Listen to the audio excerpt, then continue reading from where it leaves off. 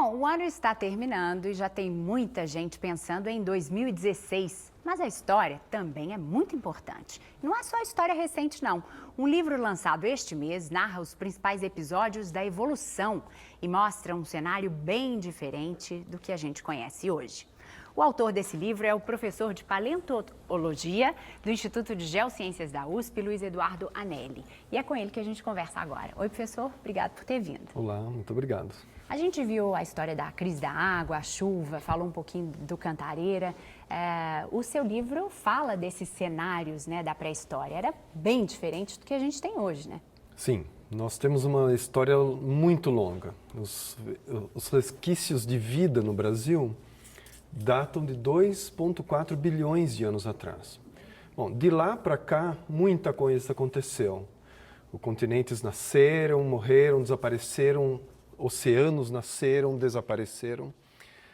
Por volta de 140 milhões de anos atrás, um grande deserto de dunas cobria quase toda a região sul e sudeste do Brasil. Aqui em São Paulo, como era? Sim, eram desertos como dunas, como atualmente no Saara. Dunas com 30, 40 metros de altura, sendo sopradas pelo vento. E aí que nesse lugar, há 140 milhões de anos atrás, dinossauros caminhavam por aí, deixaram milhões de pegadas, hoje naquelas areias que foram transformadas em rochas. Essas rochas são exploradas no interior de São Paulo para pavimentação de calçadas e etc. Mas tem uma riqueza ali também, né? Tem.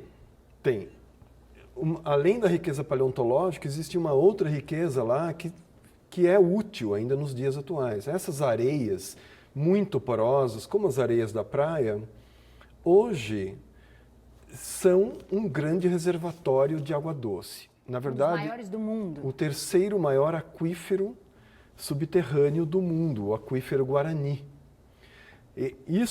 Esse grande depósito de água que foi guardado no passado, que foi construído no passado, guarda hoje uma riqueza de água doce inestimável no interior de todo o estado de São Paulo e Paraná, né?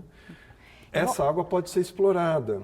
E ela é explorada, e ela hidrata a vida de muitas cidades no interior de São Paulo. Né? Mas a gente não tem cuidado bem disso, né? Não, nós não cuidamos bem. Como essas areias são porosas e elas aparecem na superfície, tudo que você colocar sobre essa superfície percola e penetra para dentro do aquífero. Né? Então, defensivos agrícolas, lixo industrial, lixo domiciliar, que é jogado sobre essas rochas, penetram e contaminam o aquífero. Né? Eu não falei o nome do livro ainda, Dinossauros e Outros Monstros, né? Uma viagem à pré-história do Brasil. Ele está aqui na minha mão. Esse livro conta um pouco dessa história aí que você contou agora e tem a história dos animais pré-históricos que já foram extintos. Qual que é a importância de conhecer essa história para o presente e para o futuro? Olha, diversos países na Europa, os países ricos e modernos e educados, na América do Norte, inclusive, popularizaram a pré-história deles. Né? Assim como a música, a arte, a literatura e o esporte são parte das colunas que sustentam as culturas desses países, a pré-história também é uma coluna que sustenta a cultura deles. Né? A gente tem umas imagens dos livros, vamos colocar aqui, das ilustrações, né, dos animais que já estão extintos.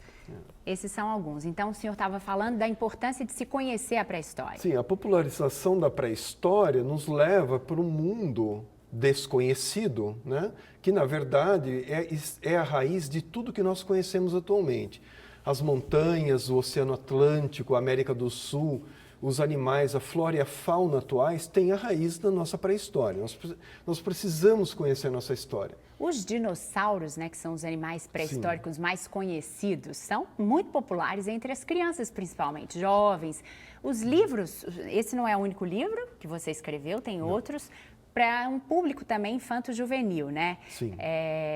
Qual que é a importância de aproximar essas pessoas, esses jovens, dessa história? A pré-história ela tem muita ciência por trás. Ela foi construída com estudos científicos. Então, a pré-história nos ajuda a aproximar o jovem da ciência. Ela nos fala sobre a fauna, sobre a flora, sobre a evolução biológica, sobre a evolução do relevo e da geografia de um país. Nós fomos alimentados ao longo das últimas décadas com a pré-história de outros países do mundo. Nós conhecemos a pré-história, o nosso homem pré-histórico é o homem pré-histórico europeu. Os dinossauros que nós conhecemos são os dinossauros que viveram na América do Norte e na Ásia. Mas a gente pode conhecer os daqui, né? Infelizmente o nosso tempo está terminando. Eu gostaria que o senhor desse uma dica para as pessoas que estão de férias e quiserem conhecer um pouquinho mais dessa história. O que elas podem fazer? Bom, existem vários museus abertos sobre a pré-história do Brasil, né? Um deles é o Museu de Zoologia da USP, lá no Ipiranga, está aberto. E o na cidade universitária, rapidamente, E na cidade universitária, dia 16 eu vou receber as pessoas lá para uma visita a uma exposição que eu montei sobre dinossauros brasileiros e dinossauros de todo o mundo. 16 de janeiro. 16 de janeiro, às 10 horas da manhã, eu vou encontrar com as pessoas lá e fazer uma visita guiada ao Museu de Geociências. Aberto para qualquer pessoa. Sim, para todos, gratuitamente. Muito bacana, obrigada. Bom ano novo para você. Muito obrigado para vocês também. Uma boa tarde, o Repórter São Paulo fica por aqui. Até amanhã.